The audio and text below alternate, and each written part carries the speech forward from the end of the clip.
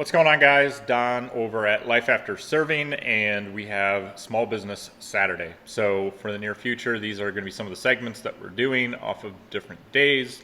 On this specific Saturday, I'm going to talk a little bit about, obviously, that I have a small business, some of the stuff that I do with that, and then specific around veteran-owned small businesses and some of the opportunities out there. So my small business that I currently run right now is in the real estate investing community around a CRM or customer relation management platform that we provide for those that are in the real estate investing community.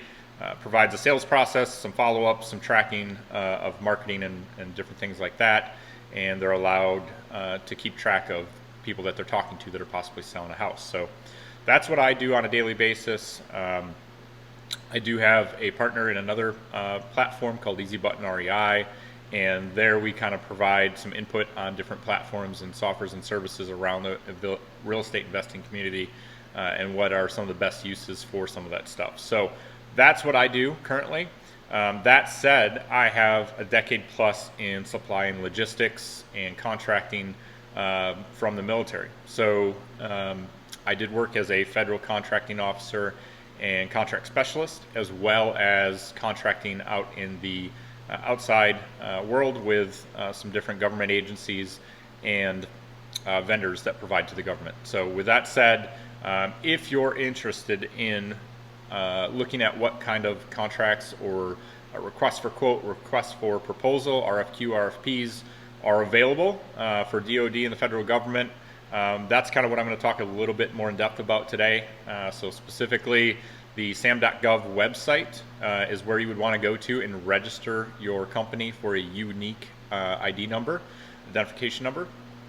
When you have that, that allows you to start the process of submitting for quotes, submitting for proposals, and we'll talk more in depth on what that looks like in other videos. But Sam.gov is where you want to start. It is free to register, and then as far as looking at requirements that are out there, FedBiz Ops is what you're looking for there.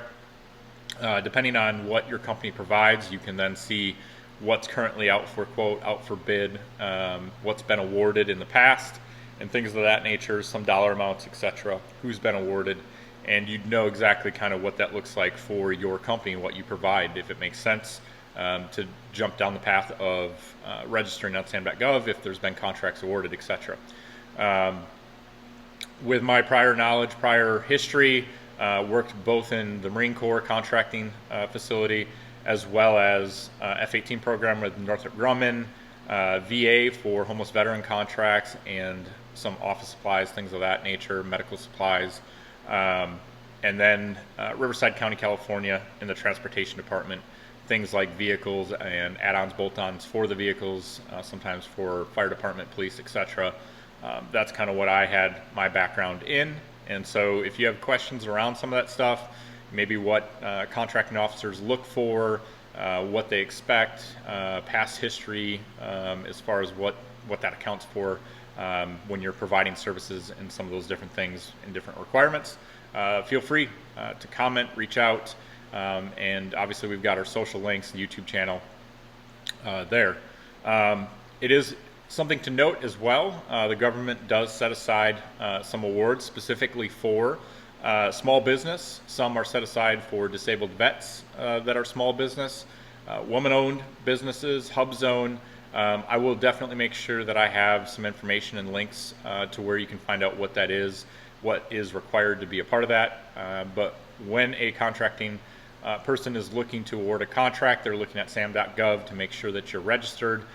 They do have to usually print off or make that part of the file to confirm that that was looked at and confirm that you were registered as an identity and have a unique number that they can award to.